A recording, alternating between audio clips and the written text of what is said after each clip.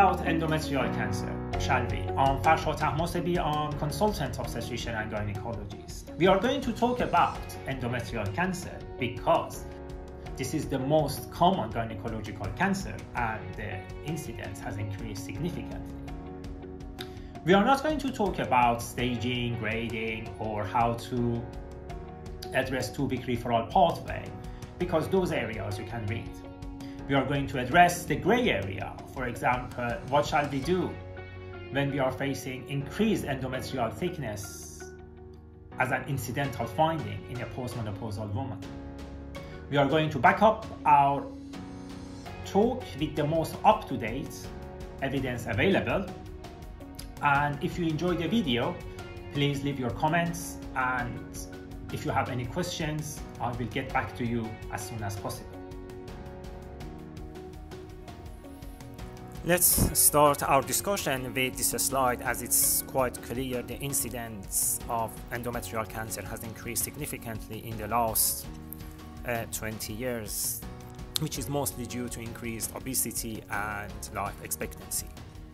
Endometrial cancer is quite important because it's the most common gynecological cancer, and the timely diagnosis of endometrial cancer can offer curative treatment.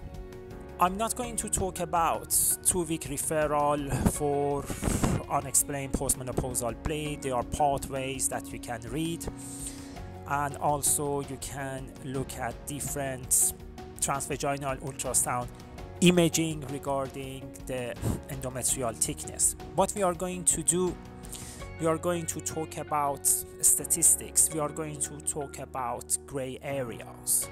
For example, what shall we do in terms of insufficient sampling, or when there is incidental finding of increased endometrial thickness?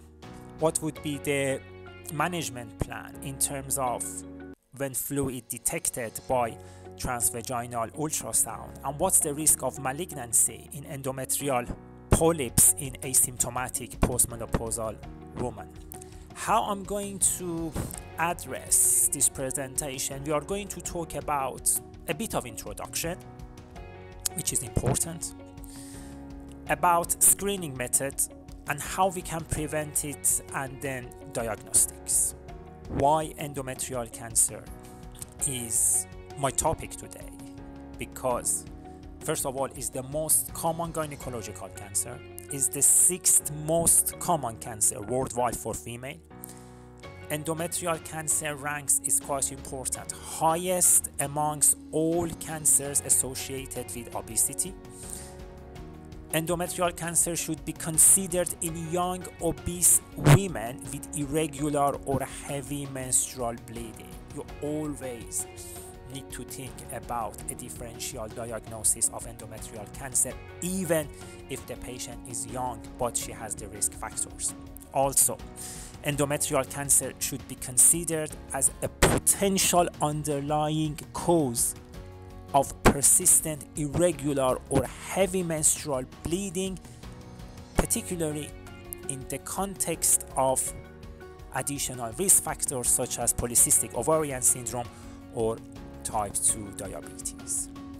The incidence of endometrial cancer has increased up to 50% since 1990. Let's talk about contributing factors, shall we? The main one is increasing obesity, then increased life expectancy, and also adjuvant tamoxifen. All of them are contributing factors to increased incidence of endometrial cancer. What is extremely important with accurate, early and timely diagnosis of endometrial cancer, you can actually offer curative treatment by hysterectomy. Also, early diagnosis may also enable conservative treatment for women of a reproductive age because they don't want to have hysterectomy, or for those for whom surgery carries considerable risks, such as the elderly or morbidly obese patients. If you catch endometrial cancer, if you diagnose endometrial cancer as a stage 1, the prognosis is 95%, but late diagnosis at a stage 4 drops the prognosis to 15%. And endometrial cancer most of the time presents with postmenopausal bleed, and because of that there is a chance that we can diagnose it in a timely fashion. Some statistics that we should know, all of us should know. The patient will ask you, your colleague will ask you, and when you can talk to the patient with some accurate data, it boosts the confidence. They can trust what you say.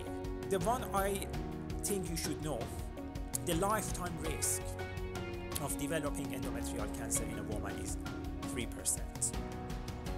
Lifetime risk in obese women is 9 to 10%. And lifetime risk in a woman with a Lynch syndrome is 40 to 60%. Also, 90% of women with endometrial cancer present with postmenopausal bleed. But remember, 90% of them have a benign underlying cause for their symptoms, and only 10 to 15% may have endometrial carcinoma. We talk about they present with postmenopausal bleed. What is postmenopausal bleed? The definition is extremely important. Postmenopausal bleed is the bleeding which has occurred at least 1 year after menopause. This 1 year is quite important because many times we get a referral with postmenopausal bleed, but the last menstrual period was 3 months or 6 months ago. Also, it's quite common, and incidence around 10% after menopause.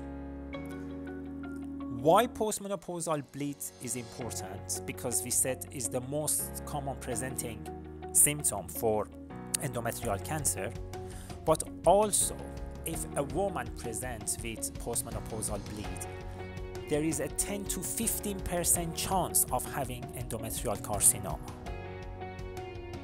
It's important to have prompt and effective evaluation to exclude cancer or precancerous lesion in the genital tract. But remember, the most common cause of postmenopausal bleed is not endometrial cancer, and it's vaginal atrophy. Let's talk about why obesity is such a major contributing factor for developing endometrial cancer. Mechanisms through which obesity drives endometrial carcinogenesis are excess estrogen exposure, insulin resistance, and inflammation. Why adipose tissue? Why when we have more adipose tissue, we have more female hormone? Because adipose tissue, they have aromatase, and they have 17 beta hydroxysteroid dehydrogenase. These enzymes can convert androgen, androstenedione, and testosterone to female hormones. As a result, the net effect is excess estrogen exposure without the natural counterbalance of progesterone in postmenopausal women. Estrogen can drive endometrial proliferation while inhibiting apoptosis. Also, estrogen promotes rapid cellular turnover through local production of insulin growth factor 1, and as a result, we have accumulation of mutation in key proto-oncogenes and tumor suppressor genes. Why insulin? We know that obesity is associated with insulin resistance and chronic hyperinsulinemia. When you have more insulin, it decreases in sex hormone binding globulin. Okay, it will increase the bioavailability of estrogen. Also, insulin promotes cellular proliferation and survival, and also increases ovarian androgen, and ovarian androgen then can become estrogen in adipose tissue. Also, insulin and insulin growth factor 1 directly can affect endometrium and endometrial growth through this quite complicated pathway, and the net result would be the possibility of developing endometrial cancer.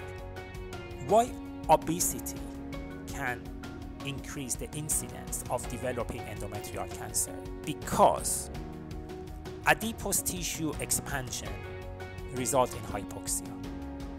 Hypoxia results in secretion of pro-inflammatory cytokines. Then they create this inflammatory environment that prevents apoptosis. They override cell cycle arrests and they create an environment which is more in favor of tumorogenesis. Also, inflammation can increase the risk of insulin resistance and production of interleukin-6. And as a result, you have got conversion of more testosterone to estrogen. Excess estrogen can result in endometrial overgrowth and the risk for endometrial cancer. The last slide for today, this is complex pathway of the relationship between endometrial cancer and obesity. You can read it yourself and you can leave your questions in the comment box and I can get back to you. In the next series, I'm going to discuss more about screening and diagnostic pathway of endometrial cancer. Thank you.